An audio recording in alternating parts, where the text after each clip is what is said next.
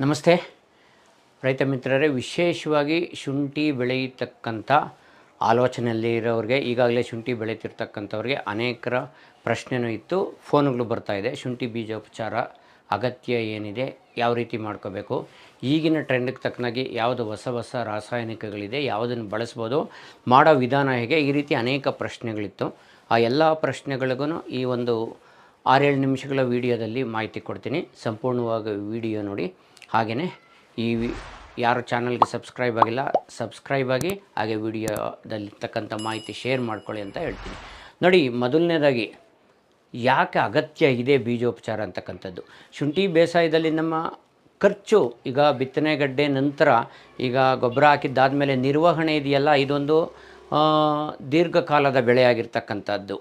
ಹಾಗಾಗಿ ನಿರ್ವಹಣಾ ವೆಚ್ಚ, ರೋಗಗಳು ಮ್ಯಾನೇಜ್ ಮಾಡೋದು, ಇವೆಲ್ಲ ತುಂಬಾ ಜಾಸ್ತಿ ಆಗ್ತದೆ ವರ್ಷದಿಂದ ವರ್ಷಕ್ಕೆ.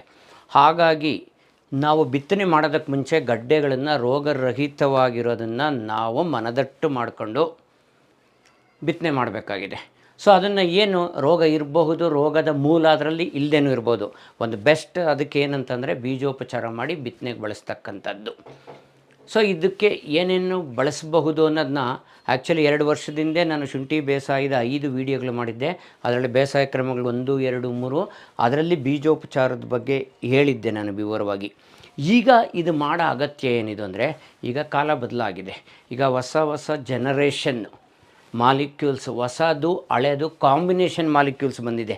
ತುಂಬ ಶಕ್ತಿಶಾಲಿಯಾಗಿರ್ತಕ್ಕಂಥ ರೆಡಿಮೇಡ್ ಮಿಶ್ರ ಇರ್ತಕ್ಕಂಥ ಫಂಗಿಸೈಡ್, ಇನ್ಸೆಕ್ಟಿಸೈಡ್ ಎರಡೂ ಜೊತೆಗಿರ್ತಕ್ಕಂಥ ಪ್ರಾಡಕ್ಟು ಮಾರ್ಕೆಟ್ನಲ್ಲಿ ಲಭ್ಯ ಇದೆ.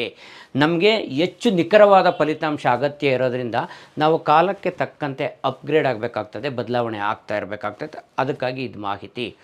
ಮೊದಲನೆಯದಾಗಿ ಒಂದು ವಿವರವಾಗಿ ಎಷ್ಟು ಬೇಕಾಗ್ತದೆ ಅನ್ನೋದು ಒಂದು ಸಿಂಪಲ್ಲಾಗಿ ವಿವರಣೆ ಕೊಡ್ತೀನಿ. 1:3 ಅಂತ ಹೇಳ್ಬೋದು. ಅಂದರೆ 1 ಲೀಟ್ರ್ ನೀರು ದ್ರಾವಣ ನೀವು ತಯಾರು ಮಾಡಿಕೊಂಡ್ರೆ ಬೀಜೋಪಚಾರಕ್ಕೆ 3 kg ಬೀಜ ಮಾಡೋದು ಪರವಾಗಿಲ್ಲ ಅನಿಸುತ್ತೆ. ಒಂದು ಜನರಲ್ಲಾಗಿ ನಿಮಗೆ ಉತ್ತಮವಾದ ಫಲಿತಾಂಶ ಕೊಡ್ತದೆ ಅಂತ. ಸೊ 1:3, 1:4 ಮಾಡ್ಕೊಳ್ಳೋರು ಇದ್ದಾರೆ, 1:2 ಮಾಡ್ಕೊಳ್ಳೋರು ಇದ್ದಾರೆ. ಇದು ಆವ್ರೇಜ್ ವರ್ಕೌಟ್ ಆಗೋಂಥದ್ದು. ಅಂದರೆ 100 ಲೀಟ್ರ್ ನೀರು ಮಿಶ್ರಣ ರೆಡಿ ಮಾಡಿಕೊಂಡ್ರೆ ನೀವು 300 kg ಬಿತ್ತನೆ ಗಡ್ಡೆನ ರೆಡಿ ಮಾಡ್ಕೋಬೋದು. ಸರಾಸರಿ ಹೇಳೋದಾದರೆ 1200 kg ಬಳಸೋದಾದರೆ ಎಕರೆಗೆ ಒಂದು 400 ಲೀಟ್ರ್ ಮಿಶ್ರಣ ಬೇಕಾಗ್ತದೆ. 1500 kg ಗಡ್ಡೆ ಬೆಳೆಸೋದಾದರೆ 500 ಲೀಟ್ರ್ ದ್ರಾವಣ ಬೇಕಾಗ್ತದೆ. ಯಾಕೆ 500 ಲೀಟ್ರ್ ಬೇಕಾಗ್ತದೆ ಅಂದರೆ, ನೀವು ಒಟ್ಟಿಗೆ 500 ಲೀಟ್ರಲ್ಲಿ 1500 kg ಒಟ್ಟಿಗೆ ಮಾಡಲಿಕ್ಕಾಗಲ್ಲ. ಏನು ಸರಳವಾಗದ್ದು ಯಾವುದಾದ್ರೂ ಒಂದು ಅಳತೆದು, ಉದಾಹರಣೆಗೆ 200 ಲೀಟ್ರದೊಂದು ಬ್ಯಾರೆಲ್ ತೊಗೊಂಡ್ರೆ ಅದರಲ್ಲಿ ಅರ್ಧ ಭಾಗ ನೀರು ತುಂಬಿಸ್ಕೊಂಡು 100 ಲೀಟ್ರು ನಿಗದಿತ ಪ್ರಮಾಣದಲ್ಲಿ ಔಷಧಿಗಳು ಹೇಳ್ತಾ ಹೋಗ್ತೀನಿ, ಅವನ್ನು ಮಿಶ್ರ ಮಾಡಿಕೊಂಡು ಅದರಲ್ಲಿ ಒಂದು 100 kg ಗಡ್ಡೆ ಹಾಕ್ಬೋದು. 200 ಲೀಟ್ರ್ ಡ್ರಮ್ಮಲ್ಲಿ 100 ಲೀಟ್ರ್ ಹಾಕಿ 100 kg ಬಿತ್ತನೆ ಗಡ್ಡೆನ ತೆಳುವಾದ ಚೀಲ, ಈರುಳ್ಳಿ ಚೀಲ ಏನು ಹೇಳ್ತೀವಿ ಅದರಲ್ಲಿ ಕಟ್ಟಿ ಅದರಲ್ಲಿ ಹಾಕಬೇಕಾಗ್ತದೆ. ಒಂದು ಅರ್ಧ ಗಂಟೆ ನೆನೆಸಬೇಕಾಗುತ್ತೆ. ಆ ನಂತರ ತೆಗೆದು ಅದನ್ನು ನೆರಳಲ್ಲಿ ಆರಿಸೋದು, ಅದೆಲ್ಲ ನಿಮಗೀಗಾಗಲೇ ಗೊತ್ತಿರ್ತಕ್ಕಂಥದ್ದು. ಈ ರೀತಿ ಒಂದು 3 ಬಾರಿ ಮಾಡಿದರೆ 1:3 ಆಗುತ್ತೆ. ಸೊ 100 kg 100 ಲೀಟ್ರ್ ನೀರಿನಲ್ಲಿ 300 kg ಗಡ್ಡೆ ಉಪಚರಿಸಿದ ನಂತರ ಆ ದ್ರಾವಣನ ನೀವು ರಿಜೆಕ್ಟ್ ಮಾಡಬೇಕಾಗ್ತದೆ. ಅದನ್ನು ಈಗ ಯಾರು ನಿಮ್ಮಲ್ಲಿ ತೋಟ, ಅಡಿಕೆ, ತೆಂಗು ತೋಟ ಇದ್ದಾಗ ಅದನ್ನು ನೀವು ಮಣ್ಣಿಗೆ ಸೇರಿಸ್ಬೋದು. ಯಾಕಂದರೆ ಶಿಲೀಂಧ್ರನಾಶಕ, ಕೀಟನಾಶಕ ಎರಡೂ ಇರುತ್ತೆ, ರೋಗ ನಿರ್ವಹಣೆಗೆ ಸಹಾಯ ಆಗಬಹುದು. ಸೊ ಏನು ಇಲ್ಲ ಅಂತಂದಾಗ ನೀವು ಬಿತ್ತನೆ ಗಡ್ಡೆ ರಾಶಿ ಇರ್ತದಲ್ಲ ಅದ್ರ ಮೇಲೂ ಹಾಕಬಹುದು, ತೊಂದರೆ ಏನಿಲ್ಲ. ಸೊ ಯಾವ್ಯಾವ ರಾಸಾಯನಿಕಗಳಿದೆ, ಕಳೆದ 2 ವರ್ಷದಿಂದ ಹೇಳಿದ್ದು ಯಾವುದು ಹೇಳಲ್ಲ ಈಗ ನಾನು. ನೋಡಿ, 2 ಫಂಗಿಸೈಡು, 1 ಇನ್ಸೆಕ್ಟಿಸೈಡ್ ಕಾಂಬಿನೇಷನ್ ಇರ್ತಕ್ಕಂಥದ್ದು ಎಲೆಕ್ಟ್ರಾನು ಅಥವಾ ವಾರ್ಡನ್ ಹೆಸರಿನಲ್ಲಿ ಲಭ್ಯ ಇರತಕ್ಕಂಥ ಪ್ರಾಡಕ್ಟ್ ಮಾರ್ಕೆಟ್ನಲ್ಲಿದೆ. ಸೊ ಅದನ್ನು ನೀವು ಬಳಸ್ಬೋದು. ಅದ್ರ ಜೊತೆಯಲ್ಲೇ ನೀವು ರೋಗಗಳು ಯಾವ್ಯಾವುದು ಬರುತ್ತೆ, ಮುಖ್ಯವಾಗಿ ನಮಗೆ ಜಾಸ್ತಿ ವೆಚ್ಚ ಆಗ್ತಾ ಇರೋದು ಕೊಳೆ ರೋಗಗಳಲ್ಲಿ 3 ವಿಧಾನ ಯಾವ್ಯಾವುದು ಅನ್ನೋದು ನಾನು ಈ ಹಿಂದೆಯೇ ವಿವರವಾಗಿ ವಿಡಿಯೋದಲ್ಲಿ ತಿಳಿಸಿದ್ದೀನಿ. ಪ್ರಾರಂಭದ ಹಂತದಲ್ಲಿ ಗುರುತಿಸೋದು ಹೇಗೆ, ಉಲ್ಬಣ ಆದಾಗ ಹೇಗೆ ಗುರುತಿಸ್ಬೋದು ಅನ್ನೋದು ಆ ವಿಡಿಯೋ ನಿಮಗೆ ಎಂಡ್ ಸ್ಕ್ರೀನಲ್ಲಿ ಸಿಗುತ್ತೆ, ಅದನ್ನು ನೋಡಿ. ಸೊ ಅವುಗಳ ವಿರುದ್ಧ ನಾವು ರಕ್ಷಣೆ, ಅಂದರೆ ನಾವು ಬಿತ್ತನೆ ಮಾಡೋ ಗಡ್ಡೆನಲ್ಲಿ ಆ ರೋಗದ ಮೂಲಗಳು ಏನೂ ಇಲ್ಲದೇ ಇರೋ ರೀತಿ ಖಚಿತಪಡಿಸ್ಕೊಳ್ಳಲಿಕ್ಕೆ ಮಾಡಬೇಕಾಗ್ತದೆ. ವಾರ್ಡನ್ 2 ಫಂಗಿಸೈಡು, 1 ಇನ್ಸೆಕ್ಟಿಸೈಡ್ ಇರುತ್ತೆ. ಇದ್ರ ಜೊತೆಗೆ ಒಂದು ಆ್ಯಂಟಿಬಯೋಟಿಕ್, ನಾವು ಕಸಗಮೈಸಿನ್ ಬಳಸ್ಬೋದು. ಈಗ ಸ್ಟೆಪ್ಟೋಸೈಕ್ಲಿನ್ ಅದೆಲ್ಲ ನಿಷೇಧ ಹೇರ್ತಾ ಇದ್ದಾರೆ ಬಳಸಲಿಕ್ಕೆ. ಹಾಗಾಗಿ ಕಸುಗಮೈಸಿನ್ ಬಳಸಬಹುದು ನಾವು ಅದನ್ನು. 1 ಲೀಟ್ರಿಗೆ 2 ml. ವಾರ್ಡನ್ ಅಥವಾ ಎಲೆಕ್ಟ್ರಾನ್ ಏನು ಹೇಳಿದೆ, ಬೇರೆ ಬೇರೆ ಹೆಸರಿನಲ್ಲಿ ಬೇರೆ ಕಂಪ್ನಿನಲ್ಲೂ ಲಭ್ಯ ಇದೆ ಇದು. ಸೊ ಇದು 1 ಲೀಟ್ರಿಗೆ 2 ಮಿಲಿ ಕಸಗಮೈಸಿನ್ 2 ಮಿಲಿ ಹಾಕ್ಕೊಂಡು ದ್ರಾವಣ ತಯಾರಿಸ್ಕೊಳ್ಳೋದು. ಸೊ ನಾನು ಈಗಾಗಲೇ ಹೇಳ್ದಂಗೆ 1:3 1500 kg ಗೆಡ್ಡೆ ಎಕರೆಗೆ ಬಳಸೋದಾದರೆ 500 ಲೀಟ್ರ್ ನೀರಿಗೆ 1 ಲೀಟ್ರ್ ನಿಮಗೆ ವಾರ್ಡನ್ ಎಲೆಕ್ಟ್ರಾನ್ ಬೇಕಾಗ್ತದೆ, 1 ಲೀಟ್ರ್ ಕಸುಗಮೈಸಿನ್ ಬೇಕಾಗ್ತದೆ.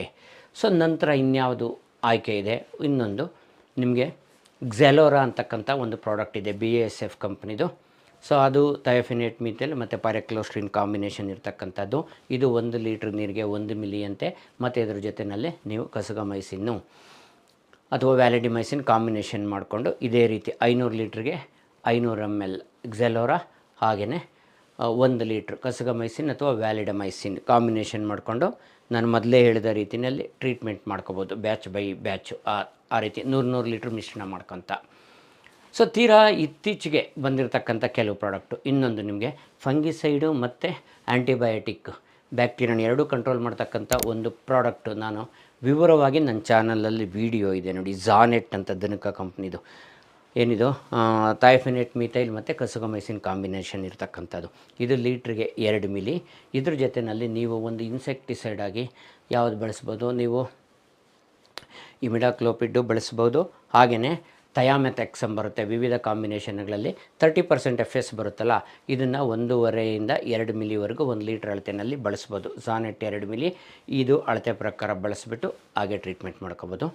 ತೀರಾ ಇತ್ತೀಚೆಗೆ ಬಂದಿರತಕ್ಕಂಥದ್ದು ಒಂದು ಸಿಟ್ರಮ್ ಅಂತಕ್ಕಂಥದ್ದು. ಸೊ ಒಂದು 5-6 ತಿಂಗಳಿಂದ ನನ್ನ ಚಾನಲಲ್ಲಿ ವಿಡಿಯೋ ಇದೆ. ಇದು ತುಂಬಾ ಪರಿಣಾಮಕಾರಿಯಾಗಿ ಅನೇಕ ರೀತಿಯ ರೋಗಗಳ ಹತೋಟಿಗೆ ಸಹಾಯ ಆಗಿದೆ. ಸೀಡ್ ಟ್ರೀಟ್ಮೆಂಟ್ ಆಗಲಿ, ನಮ್ಮ ಮಣ್ಣಿಗೆ ಉಪಚಾರ ಮಾಡೋದಕ್ಕಾಗಲಿ. ಇದರಲ್ಲಿ ಏನಿರ್ತದೆ, ಒಂದು ಪೈರಕ್ಲೋಸ್ಟ್ರೋಬಿನ್ ಇರ್ತದೆ, ಇನ್ನೊಂದು ಥೈರಾಮ್ ಇರ್ತದೆ, ಆಮೇಲೆ ಇನ್ನೊಂದು ಪವರ್ಫುಲ್ ಇನ್ಸೆಕ್ಟಿಸೈಡು ಸಿಸ್ಟಮಿಕ್ ಕ್ಲೋಥಿಯಾನಿಡಿನ್ ಇರ್ತದೆ. ಸೊ ಇನ್ಸೆಕ್ಟಿಸೈಡು ಫಂಗಿಸೈಡ್ ಎರಡೂ ಜೊತೆಗಿರ್ತದೆ. ಇದ್ರ ಜೊತೆಯಲ್ಲಿ ಆ್ಯಸ್ ಯೂಶುವಲ್ ನೀವು ಕಸುಗಮೈಸಿನ್ ಕಾಂಬಿನೇಷನ್ ಮಾಡಿಕೊಂಡು ಇದು 1 ಲೀಟ್ರಿಗೆ 1 ಮಿಲಿ ಕಸುಗಮೈಸಿನ್ 2 ಮಿಲಿ ದ್ರಾವಣ ತಯಾರು ಮಾಡಿಕೊಂಡು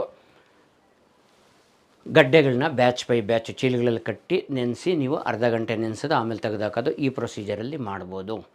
ಸೊ ಈಗೇನು ನಾನೊಂದನ್ನು 3-4 ಕಾಂಬಿನೇಷನ್ ಹೇಳಿದೆ, ಇದೆಲ್ಲ ಕಳೆದ ವರ್ಷ ನಾನು ವೀಡಿಯೋ ಮಾಡಿದಾಗ ಹೇಳಿರಲಿಲ್ಲ. ಈಗ ಇತ್ತೀಚೆಗೆ ಬಂದಿರತಕ್ಕಂಥ combination new generation combination fungicide, combination of insecticide and combination ಅಂತಲೂ ಹೇಳ್ಬೋದು. ಜೊತೆಯಲ್ಲಿ ಬ್ಯಾಕ್ಟೀರಿಯಾ ರೋಗಗಳಿಗೆ, ದುಂಡಾಣು ರೋಗಕ್ಕೆ ಪ್ರಿವೆಂಟಿವ್ ಆಗಿ ನಾನು ಕಾಂಬಿನೇಷನ್ ಹೇಳಿದ್ದೀನಿ. ಈ ರೀತಿ ಮಾಡಿಕೊಂಡು ನೀವು ಸೀಡ್ ಟ್ರೀಟ್ಮೆಂಟ್ ಮಾಡ್ಕೊಳ್ಳೋದ್ರಿಂದ ಸೊ ಒಂದು ಸಮಾಧಾನ ಇರುತ್ತೆ. ನಾವು ಬಿತ್ತನೆ ಮಾಡ್ತಕ್ಕಂಥ ಗಡ್ಡೆಗಳು ರೋಗರಹಿತವಾಗಿರುತ್ತೆ. ಯಾವುದೇ ಕೀಟದ ಹಾನಿನೋ ಕೀಟದ ಅವಶೇಷಗಳು ಅದರಲ್ಲಿ ಉಳಿದಿರೋ ಸಾಧ್ಯತೆ ಇರೋದಿಲ್ಲ. ನಂತರದ ಬೆಳೆಯ ನಿರ್ವಹಣೆಯಲ್ಲಿ ಕೆಲವು ಒಂದು ಮುಂದಿನ ವೀಡಿಯೋದಲ್ಲಿ ಕಾಸ್ಟನ್ನ ನಾವು ಕಡಿಮೆ ಮಾಡ್ಕೊಳ್ಳಿಕ್ಕೆ, ಉತ್ಪಾದನಾ ವೆಚ್ಚ ಕಡಿಮೆ ಮಾಡಲಿಕ್ಕೆ, ರಾಸಾಯನಿಕಗಳನ್ನು ಕಡಿಮೆ ಮಾಡ್ಕೊಳ್ಳಲಿಕ್ಕೆ, ಬಳಕೆಯನ್ನು ಕಡಿಮೆ ಮಾಡ್ಕೊಳ್ಳೋದಕ್ಕೆ ಏನೆಲ್ಲ ನಮ್ಮ ಬೇಸಾಯ ಪದ್ಧತಿನಲ್ಲಿ ಮಾಡ್ಕೋಬೋದು ಅನ್ನೋದೊಂದು 4-5 ಅಂಶಗಳನ್ನು ಮುಂದಿನ ವೀಡಿಯೋದಲ್ಲಿ ತಿಳಿಸ್ಕೊಡ್ತೀನಿ ಸ್ನೇಹಿತರೆ. ಈ ಮಾಹಿತಿ ಇಷ್ಟ ಆಗಿದೆ ಅಂದ್ಕೊತೀನಿ. ದಯವಿಟ್ಟು ವಿಡಿಯೋ ಲೈಕ್ ಮಾಡಿ, ಶೇರ್ ಮಾಡಿ. ಯಾರು ಸಬ್ಸ್ಕ್ರೈಬ್ ಆಗಿಲ್ಲ ಆ ಚಾನಲ್ಗೆ ಸಬ್ಸ್ಕ್ರೈಬ್ ಆಗಿ.